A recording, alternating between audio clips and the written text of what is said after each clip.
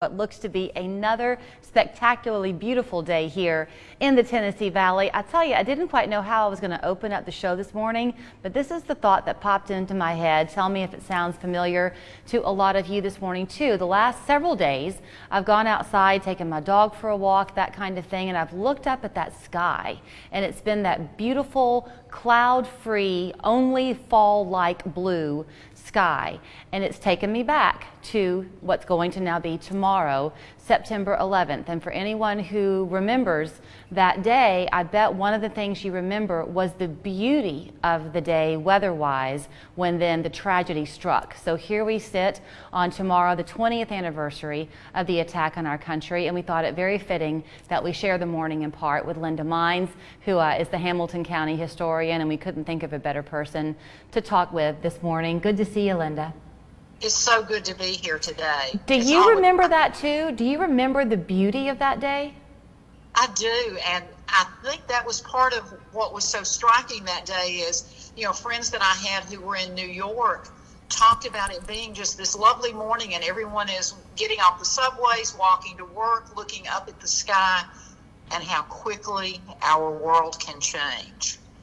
So you and I were talking a little bit before we got on the air about really where do we even direct the conversation, because there's so many things that flood to the forefront of my mind. And I guess one of them is, as the mom of one daughter who doesn't remember 9/11, it's how do you take young people today and help them to feel what our country experienced? You know, and I think about that because when 9/11 occurred, I was still teaching. I was at GPS. In fact, it was between classes, and I was sitting in my classroom. The door flew open, you know, remember really having the kind of automatic social media notifications that we have today. A student stuck her head in the door and said, "Miss Mines, a plane has flown into the World Trade Center." And you know, Julie, it was so funny. I was teaching a class in history of the Middle East, and almost immediately the name Osama bin Laden came to mind. But I think about those seniors that I was teaching that year. They're 37 now, and current seniors have no recollection at all of 9/11. And there are so many mixed emotions, I think, for most of us when we think about that day, that I think it's important that we talk with family and friends, but especially with young people, about why that day is important in our history. And it's more than just the horrendous terrorist attack on the nation. It's how we respond as a nation. And maybe that's why I find myself, I typically don't really get into reliving experiences, but this one was that pivotal moment, that turning point in your life where everything just changes. It's pre and post. And I do find myself kind of wanting to remember more than usual this weekend. I can tell you, I was at the library at Brainerd Baptist School. My daughter was the student there, and I was helping count money from a upcoming Christmas fundraiser. And the library was across the hall, and somebody came in to say that the planes had crashed. And there was no television in the room where I was, so you couldn't see it yet. You just heard the story. And I honestly thought it was just a small single engine plane that maybe had misdirected and hit the World Trade Center. None of us could envision what was going to unfold in just an hour, right? 8:46 to 9:30 was when it crashed? Exactly. And I mean, you think back to that moment, and I've often tried to imagine other moments in history like that. I can remember my mother, who was born in 1931, talking about Sunday afternoon, December the 7th, coming home from church, turning their radio on, and hearing about Pearl Harbor and how that changed her life, because what it meant for the family, for her older cousins who were going to be going off to war eventually. And I think it was that sort of a pivotal moment for most of us that witnessed the attack. You know, I later rolled a television into my classroom, which is so funny today thinking about everyone with their pop-up laptops and everything, but we rolled the television in, and we spent much of the rest of the day watching it unfold, and I think almost with a numbness, which I think is probably what those alive for December 7th felt. You know, one trade one plane hits the Trade Center, the second plane hits the second tower.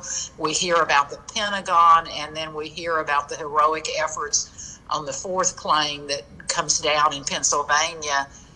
And, you know, even still 20 years later, one, it's hard to believe it's 20 years, but secondly, I think we are still just, we can close our eyes and see it play out in front of us.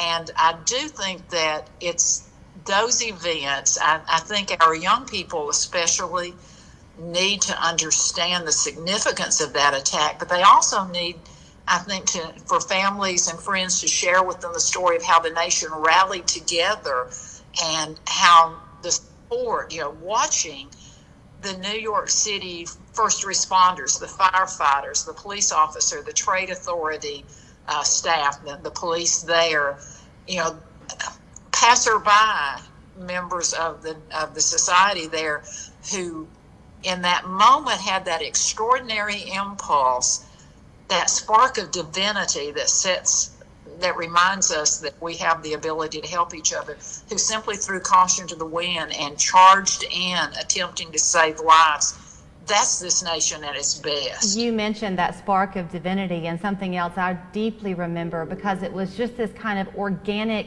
human need, and it just happened. We tend to think of ourselves living now in this secular world, but that week especially of 9/11, do you remember how churches opened and people just naturally gravitated? There was nothing planned, nothing announced. People just knew they had to go. Remember? I do, and you know, I think for a lot of us, the idea of being in a sacred spot, whatever that sacred spot is, whether it's in our churches, whether it's in an outdoor cemetery where we have someone that we're close to, I think we all gravitated to those spots because, you know, I think for so many of us, that moment of knowing that this was something that was beyond our control, and we needed that divine guidance on how do you respond? How do you heal the wounds? How do you comfort those whose families have been impacted? How do you talk to the young people who actually saw those images on the screen? You know, how do you help them process what's occurring and what it should mean to them, or what it will come to mean to them? And maybe something else, and neither one of us wants to get political, but we do tend to get philosophic, you and I do, is there was a questioning, I guess, or a redefining almost, if you will, of what it was and what it is to be an American. Because you talk about how we watched what was happening in New York, but it didn't matter where you were in the country, you felt it. You couldn't turn the television off, and you wanted to share in what they were feeling. And whether you were fifth generation or first generation, you were first and foremost an American. That's so true. You know, I think about that iconic photograph of the New York firefighters pushing the flag up atop the rubble that came a day or two later. And I remember seeing that for the first time and absolutely sobbing, because the one thing that I think 9/11 did that sometimes we forget now, because we are a little more divisive in the way that we treat each other with a lack of kindness, is, you know, the American flags were flying. People were reaching out. We were talking. We were emotionally supporting each other, and we were proud to be American. We felt that commonality with those who had been attacked, because you know what, they were attacked physically, but we were with them in spirit, and it was an attack against our nation. And I will tell you that I think, you know, I felt then, and I still believe it was an attack against our whole concept of government, that idea that people know what they want from their government, that people are in charge of the government, as opposed to a government, any form of government, being in charge of the people, that this nation was under an attack, and we, the people, had an obligation to respond, whether that was with prayer, whether that was with joining the armed forces, whether that was with simply pointing out and talking about the things that make this republic significant on the world scene. So, I mean, I'm sure at my house we'll be watching some of the news coverage of it over the weekend and reliving. So here I sit as having one daughter who has no memory. The other one has a very faint one. She was young. I can spend my time letting them see what happened, but maybe the more meaningful conversation will be to show them what happened in the days following, to let them see what that unity looks like. What do you think? You're the teacher. Well, I think so, because, what I really do believe, Julie, is that it's the stories that then help us to process mentally the things that go on. My slogan always has been, we get our hearts through the stories, then our heads can deal with the facts. And I do think looking at it in a totality, looking at what happened, the horror of what happened, but looking at the bravery, the heroism, the prayerful response, all the different aspects of the story as it unfolded, and how this nation came together, and how we rise to the occasion. And we have, every generation in history has had incredibly important, significant moments of triumph, but every generation has also had moments that made them question their core values and question the ability of the nation to survive. But we always come together as a people, and we have so far been fortunate that we have surmounted those obstacles.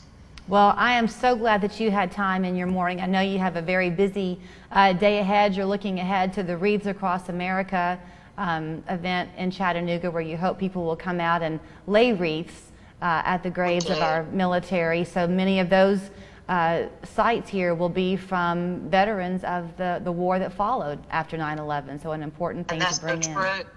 Thank you for mentioning that, because that's a lovely way, for those who are looking for a way to make some sort of a contribution, some sort of a remembrance, perhaps sponsoring a wreath for one of our soldiers. Our former veterans would be a lovely gesture to do. I encourage everyone, fly your flags and do sit down. It's a wonderful weekend to get together, older family members and younger family members, and just talk about those memories. Those are the stories most of us remember, are those conversations with grandparents and parents that we wish we could relive. All right, Linda, you're one of a kind. Thanks for your time this morning. Thank you always. We're back with more 3+U in just a minute. Any type of car wreck is